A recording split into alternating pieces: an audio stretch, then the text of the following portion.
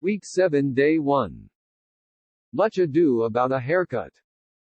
Perhaps you read about our school in the newspapers. We were one of the first to have a showdown on the topic of long hair for boys.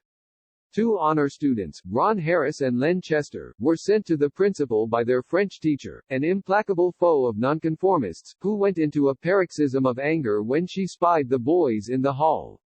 At first it seemed like a simple case. The school would reprimand the boys for their reprehensible appearance and order them to cut their hair or be suspended. But the boys' parents decided that the school had overstepped its jurisdiction. They took their case to the newspapers. What had started as a local skirmish now began to take on the appearance of a full-scale war. Sample sentences. 1. The detective was implacable in his search for the murder weapon. 2. Saying that it was beyond his jurisdiction, Judge Klein refused to rule on the case. 3. In a paroxysm of rage, the tenant stormed out of the landlord's office. 4. The precocious boy enjoyed an intellectual skirmish with his elders. 5. The brash student was forced to apologize for her reprehensible conduct. Week 7 Day 2. The tempest spills out of the teapot. Once the newspapers got the story, the case of the Longhairs became a cause célèbre. Ron and Len were interviewed, seen on TV, and regarded by their fellow students as heroes. These are not delinquents or hoods. One reporter wrote, but clean-cut American boys who are being harassed by a monolithic school system. A caustic editorial referred to the school's decision as arbitrary and inane. A false story even circulated about the boys being rock and roll performers whose indigent families needed their salaries.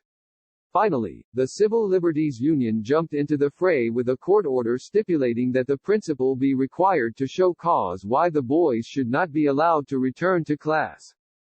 Sample sentences. 1. After the fray, the feuding families agreed to patch up their differences. 2. The indigent client was surprised when she was accosted by her social worker in the elegant restaurant. 3. To my mind the decision was unreasonable and arbitrary. 4. George Orwell's 1984 depicts a frightening, monolithic government.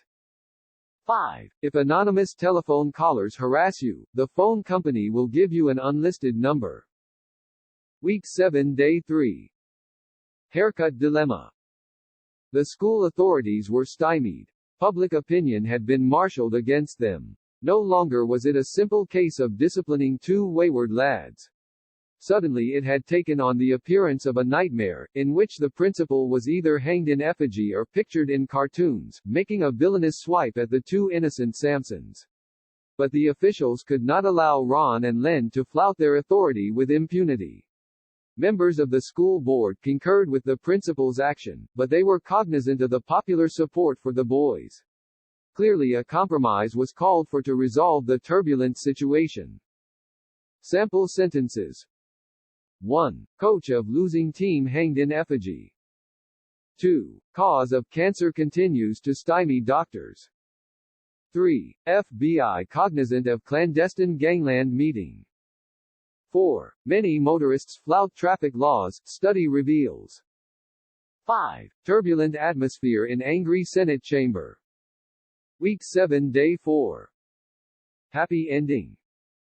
Following an executive session, the school board ordered the principal to terminate the suspension, and to send the boys back to class forthwith.